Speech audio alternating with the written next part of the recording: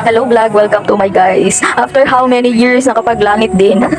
Ang tagal naming hindi nakapunta nga sa mga punsyon-punsyon kasi nga wala nga nagpapapunsyon.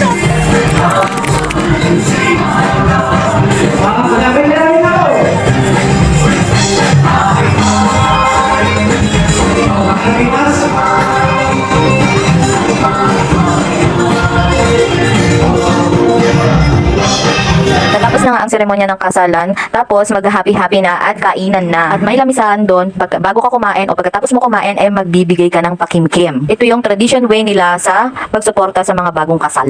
Ito nga po yung nakaugalian dito sa may amin kapag may handaan o punsyonan, tulong-tulong po sa lahat ng gawain. Dapat kung marunong kang kumain, di dapat marunong ka rin pong maghugas ng pinagkainan mo. Wait a minute. Who are you? Ito nga at binabanlawan pa lang yung mga plato, tinatanggal pa lang yung mga kanin-kanin para yon ay iipunin na pagkain ng mga dogs. At para pag hinugasan mo na wala nang kanin-kanin.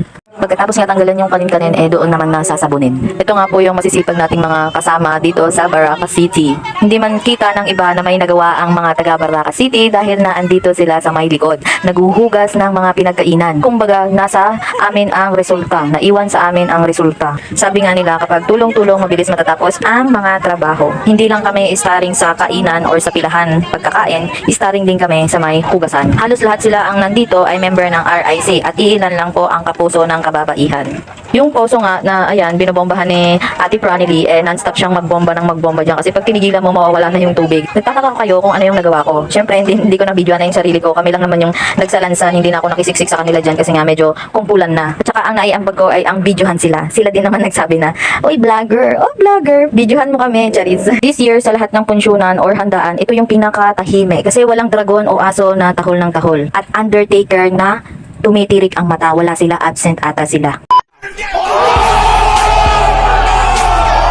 At saka maganda bigayan sa may plato ngayon kapag pumila ka kasi punuan ang lagayan. Thank you sa bagong kasal kasi nabusog kami at sa mga kusinero na nagluto ng pagkain at nagparte ng mga baboy, salamat sa inyo. At ito din si D. Kala mo mas mahigit pa sa machine, kabilis manlaw ng plato. Hindi lang yan ang huhugasan, mga 4 pa na banyera na hugasin ang huhugasan. At dahil masisipag naman ang mga taga Baraka City, ay huhugasan nilang lahat yan. Pero yung mga silyasi at kalderong malalaki, dahil nga may pasok pa ako, ay ihahatid ako ni D ngayon. Kaya umexit na kami. Sila na ang bahala sa pinaka-resulta. Ito nga si Miss Kilay, ayan, napakasipag niya. Kakatapos niya lang kumain, naghugas agad siya. So guys, alam niyo na gagawin. Please like, comment, and share my video. Thank you, bye.